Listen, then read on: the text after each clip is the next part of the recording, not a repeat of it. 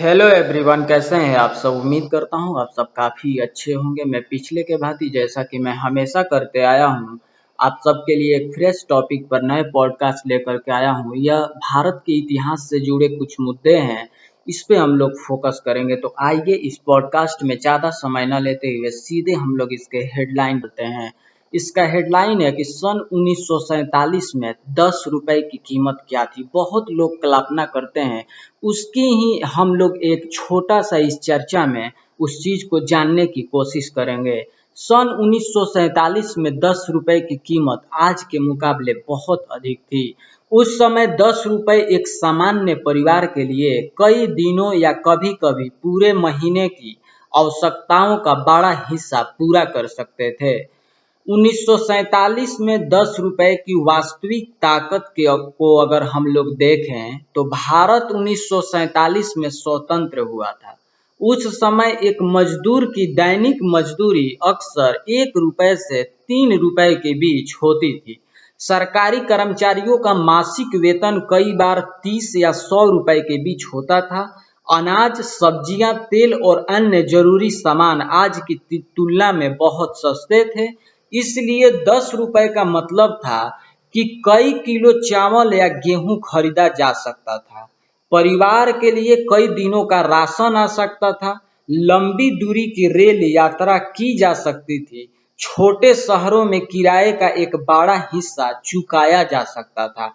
आज के पैसों में 1947 के 10 रुपए कितने होंगे, इस पे हम लोग थोड़ा सा गौर करेंगे और चर्चा करेंगे। इसका बिल्कुल सटीक उत्तर देना कठिन है थोड़ा, क्योंकि अलग अलग वस्तुओं की कीमतें अलग अलग गति से बढ़ी है। लेकिन क्रय शक्ति यानी कि जो आपका क्रय शक्ति है, उसके अगर आधार पर कई अर्थशास्त्री मानते हैं कि 1947 के 10 रुपए लगभग आज के 1000 से 3000 यानी कि 1000 से 3000 रुपए या उससे भी अधिक की क्रय शक्ति के बराबर माने जा सकते हैं।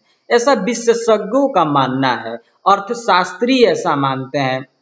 मैं एक ये आंकड़ा बता रहा हूँ। एक रोचक तुलना ये है कि 1947 में एक अमेरिकी डॉलर लगभग 3 रुपए से 4 रुपए के आसपास था। 1947 में अर्थात 10 रुपए लगभग $3 के बराबर थे। उस समय $3 भी एक महत्वपूर्ण राशि मानी जाती थी।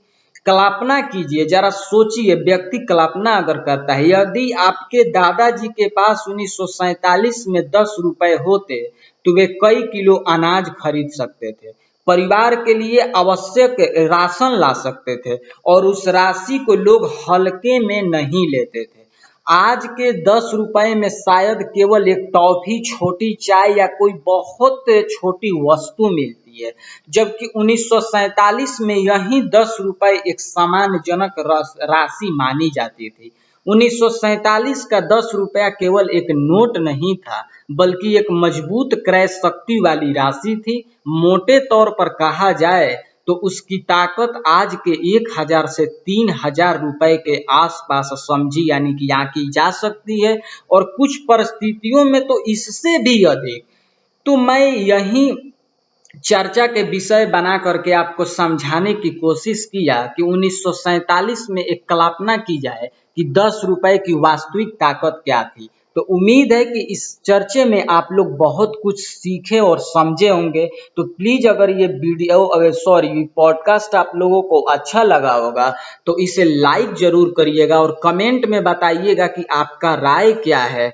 और अगर चैनल पे नए आकर के इस पॉडकास्ट को सुन रहे हैं तो प्लीज इसे सब्सक्राइब करके जाइएगा, क्योंकि इस चैनल पे यानी कि संकित सिंह राजपूत चैनल पे अगर आप सब्सक्राइब और बेल आइकन को दबा के रखेंगे तो वैसे ही पॉडकास्ट जो टॉपिकल पॉडकास्ट हो और पूरे भारत नहीं पूरा विश्व का विश्लेषण मैं इस पे करता रहता हूं।